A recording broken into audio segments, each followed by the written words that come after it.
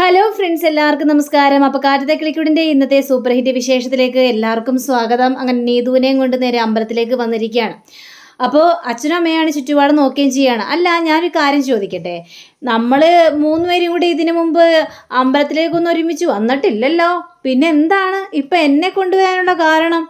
അങ്ങനെ നീതു ചോദിച്ചെങ്കിലും നീതു ചോദിക്കുന്നതിന് മറുപടി ഒന്നും പറയാതെ ഈ അമ്മ അമ്പലത്തിലേക്ക് ഇങ്ങനെ രൂക്ഷമായിട്ട് ഇങ്ങനെ നോക്കുക. അതുകൊണ്ട് എപ്പോഴും നിങ്ങൾ എന്തായി നോക്കുന്നത്? കുറേ നേരം ആയാലും ഒളിച്ചും പാത്തൊക്കെ ഇങ്ങനെ നോക്കാനായിട്ട് നിൽക്കുന്നത്. ഞാനെന്ത് നോക്കാൻ? ഞാൻ ചുമ്മാ അമ്പലം, നീ ഇങ്ങോട്ട് കയറി വാ.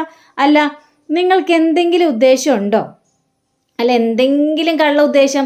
അതുകൊണ്ടാണ് എന്നെ വിളിച്ചുകൊണ്ട് ഇങ്ങോട്ട് വന്നത്. എന്ത് കള്ള ഉദ്ദേശം? നിന്നെ അമ്പലത്തിലേക്ക് കൊണ്ടുവരണമെന്ന് തോന്നി കൊണ്ടുവന്നു. അത് ഇത്ര വലിയ തെറ്റാണോ? നീ അമ്പലത്തിലേക്ക് വന്നാൽ എന്താണ് കൊച്ചേ നിനക്ക് കുഴപ്പം? അപ്പോൾ ഇല്ല, നിങ്ങളത് പറ. നിങ്ങൾ കൂടുതൽ ഷോയൊന്നും കാണിക്കണ്ട. നിങ്ങൾക്ക് എന്തോ ഉദ്ദേശമുണ്ട്, അതുകൊണ്ടാണ് എന്നെയും കൊണ്ട് അമ്പലത്തിലേക്ക് വന്നത്. അപ്പോഴേക്ക് അച്ഛൻ, എൻ്റെ പൊന്നു മോളെ, ഒന്നുമില്ല, നീ വാ, ആ അമ്പലത്തിൽ ചെല്ലുക, വഴിപാട് കഴിക്കുക, തൊഴുക, നമ്മൾ ഇറങ്ങി പോരുക, അത്രേ ഉള്ളൂ. അങ്ങനെയാണെങ്കിൽ ഓക്കെ എന്നും പറഞ്ഞുകൊണ്ട് ഇവർ മൂന്നുപേരും കൂടി നേരെ ദേവിയുടെ മുന്നിൽ പോയിരുന്നു പ്രാർത്ഥിക്കുക. ആ സമയത്ത് നീതു ആണെങ്കിൽ, എൻ്റെ ദേവിയെ, ഹരീഷുമായിട്ടുള്ള എൻ്റെ കല്യാണം എത്രയും പെട്ടെന്ന് നടക്കണേ എന്ന് പറഞ്ഞപ്പോഴേക്കും അമ്മ മനസ്സിൽ പ്രാർത്ഥിക്കുകയാണ്. ഞങ്ങൾ കൊണ്ടുവന്നിരിക്കുന്നത് ഇവളുടെ കല്യാണം നടക്കാൻ വേണ്ടിയാണ്. ആ കല്യാണം ഒരു തടസ്സവും കൂടാതെ നടക്കണേ. അപ്പോൾ നമ്മുടെ നീതു ആണെങ്കിൽ, എൻ്റെയും ഹരീഷിൻ്റെയും കല്യാണം നടന്നു കഴിഞ്ഞിട്ടുണ്ടെങ്കിൽ വഴിപാട് കഴിച്ചോളാവേ. അപ്പോൾ നീതുവിൻ്റെ അമ്മ, ആ പ്രേമിൻ്റെയും ഇവളുടെയും കല്യാണം കഴിഞ്ഞിട്ടുണ്ടെങ്കിൽ ഞങ്ങളെക്കൊണ്ട് ശക്തി തരുന്ന എല്ലാ വഴിപാടുകളും കഴിച്ചോളാവേ എന്നിങ്ങനെ പ്രാർത്ഥിക്കുക. അപ്പോൾ പൂജാരി വരികയാണ്. അപ്പോൾ പൂജാരി വന്നിട്ട്, ആളെത്തിയോ എന്ന് ചോദിച്ചപ്പോൾ, തിരുമേനി ആളെത്തി തിരുമേനി, ഇതാണ് എൻ്റെ മോള് എന്നിങ്ങനെ പറയാണ്. അതെ, ദീർഘ സുമംഗലി ഭവ എന്നും പറഞ്ഞുകൊണ്ട് കുറച്ച് പൂവൊക്കെ ഇട്ട് കൊടുക്കുകയാണ്. ഇത് കണ്ടു കഴിഞ്ഞപ്പോഴേക്കും നമ്മുടെ നീതുവിന് ഭയങ്കര സന്തോഷം തോന്നുകയാണ്. ദൈവം, ഞാൻ പ്രാർത്ഥിച്ച് തീർന്നില്ല, അതിനു മുമ്പ് തന്നെ ദേവി എൻ്റെ പ്രാർത്ഥന കേട്ടല്ലോ, വളരെയേറെ സന്തോഷമായി എന്നൊക്കെ നീതു ഇങ്ങനെ മനസ്സിലിങ്ങനെ പറയുകയാണ്. അങ്ങനെ വരുന്നു അഖില്. അപ്പം അഖില് വന്ന്, ആയോ, പെട്ടെന്ന് വാ, അവിടെ സമയമായി. ഇത് കണ്ടുകഴിഞ്ഞപ്പോഴേക്കും നമ്മുടെ നീതു, ഇവനെന്തിനാ ഇവിടെ വന്നത്? ഇവൻ എന്താവശ്യത്തിനാ ഇങ്ങോട്ട് വന്നത്? ഈ തല്ലുകൊള്ളി എന്ന് പറഞ്ഞപ്പോഴേക്കും, എടേടി, നീ എന്തിനാടി കൂടുതൽ വേഷം കെട്ടാൻ നിൽക്കുന്നത്? വേഷം കെട്ടോ, നീ എന്തിനാടാ ഇങ്ങോട്ട് വന്നത്? എന്തെങ്കിലും ഉദ്ദേശമുണ്ടോ? ഇവനും കൂടി ഇങ്ങോട്ട് വരുന്നുണ്ടെങ്കിൽ എന്തോ ഉദ്ദേശം ഉണ്ടല്ലോ കാര്യമായിട്ട്. എന്താന്ന് വെച്ചാൽ എന്നോട് പറഞ്ഞോ എന്ന് ചോദിച്ചപ്പോഴേക്കും, ഒന്നുമില്ല, ഒരു കാര്യവുമില്ല, അവിടെ വഴിപാടുകളെല്ലാം കഴിക്കാൻ വേണ്ടി വന്നതല്ലേ, അതുകൊണ്ട് അങ്ങോട്ടേക്ക് പോകാം എന്ന് പറയാണ്. ഇതെങ്കിൽ ശരി, വാ, നമുക്ക് അങ്ങോട്ടേക്ക് പോകാം എന്ന് പറഞ്ഞുകൊണ്ട് ഇവരങ്ങോട്ട് ചെല്ലുക.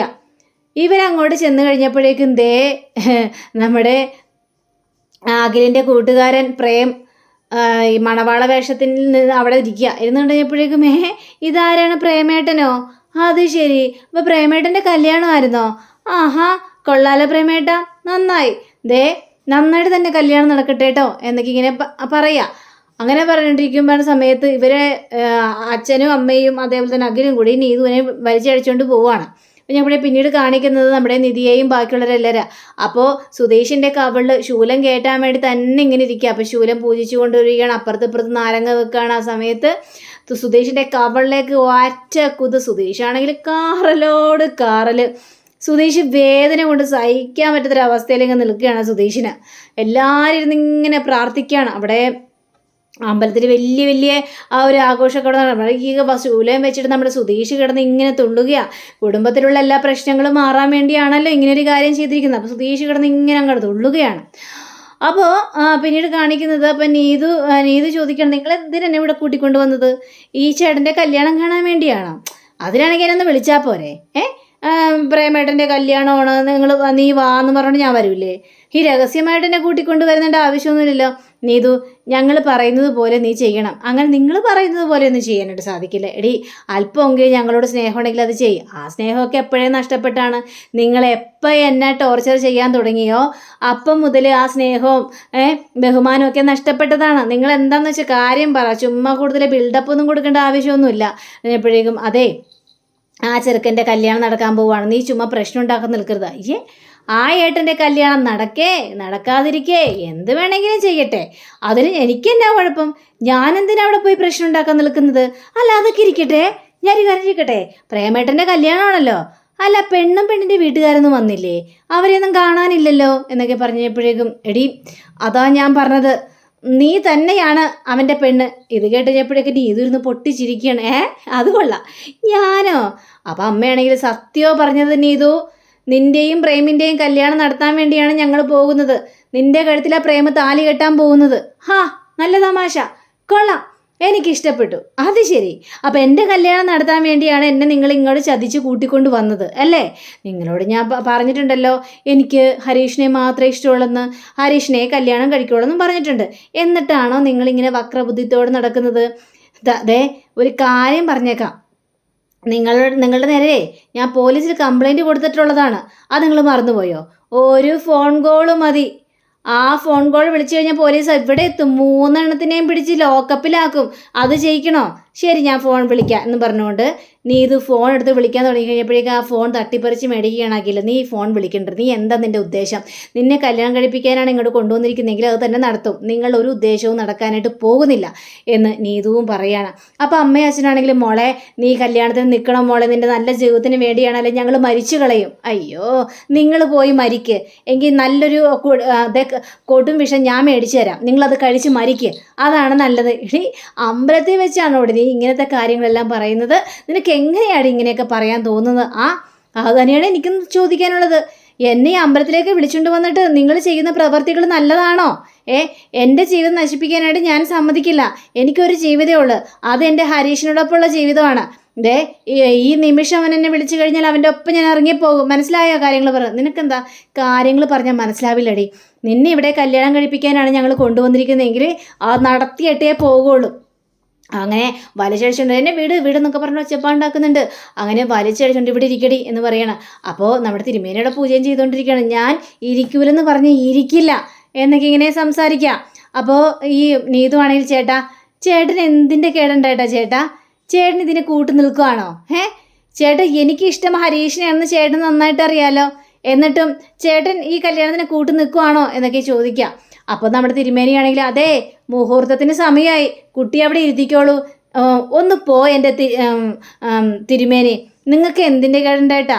എനിക്ക് ഈ പുള്ളിക്കാരനൊന്നും ഇഷ്ടമല്ല, നിങ്ങൾക്ക് കല്യാണം നടത്തണമെങ്കിൽ നിങ്ങൾ തന്നെ അങ്ങോട്ട് കെട്ടിക്കോ എന്നിങ്ങനെ പറയാം. ഇത് കേട്ടോ, നീ അസംബന്ധം പറയല്ലേ എൻ്റെ നീതു, അവിടെ ഇരിക്കും നീതു എന്ന് പറഞ്ഞുകൊണ്ട് നീതുവിനെ പിടിച്ചവിടെ ഇരുത്തുകയാണ്, നിർമ്മത്താലിങ്ങോട്ട് ഇരുത്തുകയാണ്.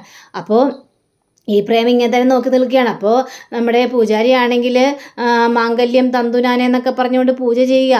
അപ്പോൾ കൂട്ടുകാരെല്ലാം കൂടെ ഇപ്പോൾ തന്തുനാനെ ആയാനായിരുന്നു എന്നും പറഞ്ഞുകൊണ്ട് പൂജാരി ഒന്ന് നിർത്താവോ, നിങ്ങൾ എന്തുദ്ദേശിച്ചിട്ടാണ്?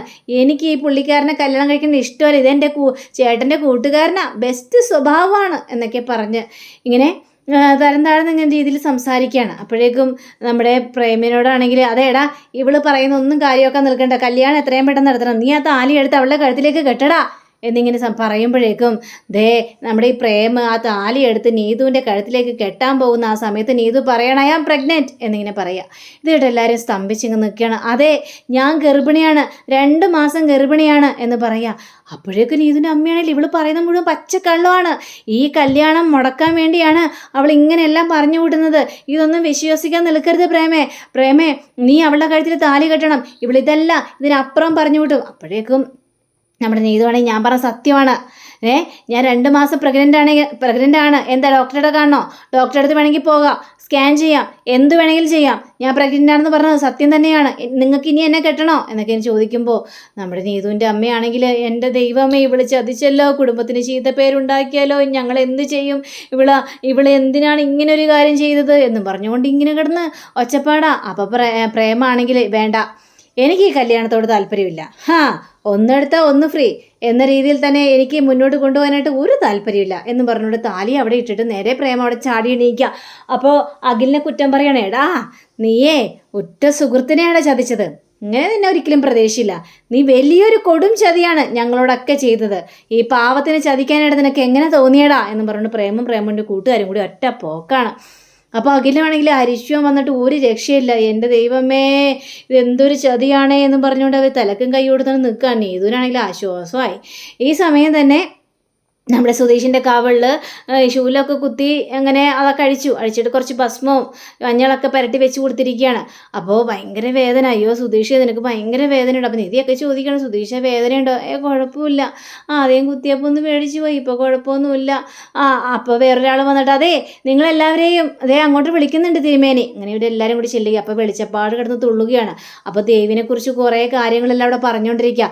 ആ സമയത്ത് ഇനി നിങ്ങൾക്ക് എന്തെങ്കിലും ചോദിക്കാനുണ്ടോ എന്നൊക്കെ ചോദിച്ചു കഴിഞ്ഞപ്പോഴേക്കും നിധി ചോദിക്കുകയാണ്, അതെ വെളിച്ചപ്പാട് ഞങ്ങൾക്കൊരു കാര്യം അറിയണം, സുഭാഷ് ഏട്ടൻ്റെ കല്യാണം നടക്കുമോ എന്ന് ചോദിച്ചപ്പോഴേക്കും വർഷങ്ങൾക്ക് ശേഷം നിങ്ങൾ അമ്മയെ കാണാൻ വേണ്ടി വന്നിരിക്കല്ലേ, അമ്മ നിങ്ങൾ അനുഗ്രഹിച്ചു, കല്യാണം നടക്കും. മുടങ്ങിപ്പോയ കല്യാണങ്ങളെല്ലാം ഇനി നടക്കും. ശുഭകാര്യങ്ങളാണ് നടക്കാനായിട്ട് പോകുന്നത്. കല്യാണം കഴിച്ചിട്ടും ഒന്നിക്കാത്തത് ഇനി ഒന്നിക്കാനായിട്ട് പോവുക. ഇത് കേട്ടാ സുധീഷിന് ഭയങ്കര സന്തോഷം തോന്നിക്കുക.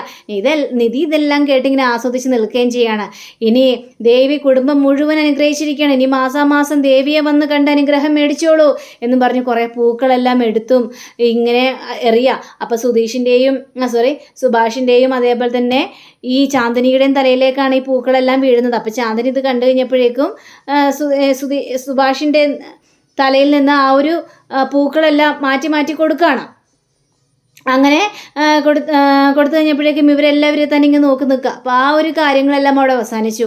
അങ്ങനെ സുധീഷ് അവിടെ ഇങ്ങനെ വാതിക്കലിങ്ങനെ ഇരിക്കുക, വേദനിച്ചിട്ട് കുറച്ച് വേദനയൊക്കെ ഉണ്ട്. അപ്പോൾ നമ്മുടെ നിധി വരികയാണ്. സുധീഷേ നല്ല വേദനയുണ്ടോ? കുറച്ചൊക്കെ വേദനയുള്ളൂ, എവിടെ നോക്കട്ടെ, ഞാനൊന്ന് നോക്കട്ടെ എന്ന് പറഞ്ഞിട്ട് കവളൊക്കെ പിടിച്ച് അങ്ങോട്ടും ഇങ്ങോട്ടും മറിച്ചൊക്കെ ഇങ്ങനെ തിരിച്ചിങ്ങനെ നോക്കുകയാണ്. അപ്പോൾ നമ്മുടെ നിധി പറയാണ്, അവിടെ ആ മഞ്ഞളും ആ ഭസ്മവും കൂടി ആ മുറിവിലേക്ക് വെച്ച് കഴിഞ്ഞപ്പോഴേക്കുവേ പെട്ടെന്ന് ഉണങ്ങിയല്ലോ, അതെങ്ങനെയാണ് സാധിക്കുന്നതല്ലേ? ഇത് ഭയങ്കര അത്ഭുതം തന്നെയാണല്ലോ. അതെ നിധി, ശരിയാ, അത്ഭുതം തന്നെയാണ്. അതെ ക്ഷമിക്കണം കേട്ടോ, സുഭാഷ് ഏട്ടന് വേണ്ടി ഞാൻ അങ്ങനെയൊക്കെ ചെയ്യാൻ പറഞ്ഞപ്പോൾ ചെയ്തല്ലോ, അത് കുഴപ്പമില്ല. സുഭാഷ് ഏട്ടന് വേണ്ടിയല്ലേ, കുടുംബത്തിൽ നല്ല കാര്യങ്ങൾ നടക്കാൻ വേണ്ടിയല്ലേ, എനിക്ക് യാതൊരു കുഴപ്പമില്ല എന്ന് പറയാ. എന്നാലും അങ്ങനെയല്ലല്ലോ. സാരമില്ലെന്നേ, അതൊന്നും കുഴപ്പമില്ല. നിധി, എങ്കിൽ പിന്നെ ഞാനൊരു കാര്യം പറയട്ടെ, നമ്മളിവിടെ തന്നെ ഇരുന്നിരുന്ന് ബോറടിച്ചില്ലേ, നമുക്ക് ഇവിടേക്ക് ഇറങ്ങി കണ്ടാലോ? ഇവിടെ എന്താ കാണാനുള്ളത്? അയ്യോ ഇവിടെ നല്ല കുറേ സ്ഥലങ്ങളുണ്ട് കാണാനായിട്ട്, നമുക്ക് രണ്ടുപേർക്കും കൂടി പോയി കണ്ടാലോ? എങ്കിൽ പിന്നെ ഓക്കെ, ഞാൻ പറയുന്ന കാര്യങ്ങളെല്ലാം സുധീഷ് അനുസരിച്ചല്ലേ, അപ്പോൾ സുധീഷിന് വേണ്ടി ഞാൻ അങ്ങനെ ചെയ്യാം. ആണോ, സത്യമാണോ? എങ്കിൽ പിന്നെ നമുക്ക് പോയി ഇറങ്ങിയാലോ? നമുക്കേ ആ വണ്ടി പോയാലോ? അയ്യോ സൈക്കിളിലൊന്നും പോയി എനിക്ക് പരിചയമില്ല, ഇതൊക്കെ ഈസിയാണെന്ന് ഞാനില്ലേ കൂടെ. അങ്ങനെ സുധീഷ് ആ സൈക്കിളിൽ കയറുക, ബാക്കിലിരിക്കാൻ പറയുക. അങ്ങനെ ബാക്കിലിരിക്കുകയും ചെയ്യണം. അപ്പോഴേക്കും ഇവർ രണ്ടുപേരും കൂടി പോവാം. സുധീഷാണെങ്കിൽ സന്തോഷം കൊണ്ട് മതി. അപ്പോൾ ഇവരിങ്ങനെ പോകുന്നത് നമ്മുടെ നികേഷും ഹരീഷും കൂടി കാണുകയാണ്. ദേടി അത് കണ്ടോ, ഇവളുകൾ കൊള്ളാലോ എന്നൊക്കെ പറഞ്ഞുകൊണ്ട് അങ്ങനെ സന്തോഷത്തോടെ സംസാരിക്കുകയാണ്. അങ്ങനെ നമ്മുടെ സുധീഷ് ചോദിക്കുകയാണ്, നിധി നല്ല തണുപ്പുണ്ടല്ലേ? അത് ശരി, എന്താ സുധീഷ് നിവിൻ പോളി ആവുകയാണോ? അതെന്താ നിധി അങ്ങനെ ചോദിച്ചത്? അല്ല, അതിലെ കുറേ ഡയലോഗുകൾ തന്നെയാണല്ലേ ഇറക്കി വിടുന്നത് എന്നൊക്കെ നിധിയും പറയുകയാണ്. അപ്പോൾ അങ്ങനെയും കാണിച്ചുകൊണ്ടാണ് നമ്മുടെ ഇന്നത്തെ റിവ്യൂടെ അവസാനിച്ചിരിക്കുന്നത്. അടുത്ത റിവ്യൂവിനെ കാത്തിരിക്കുക, സബ്സ്ക്രൈബ് ചെയ്യുക. എല്ലാവർക്കും നല്ലൊരു ദിനം ആശംസിക്കുന്നതിന് നമസ്കാരം. Thank you. See you again. Bye by.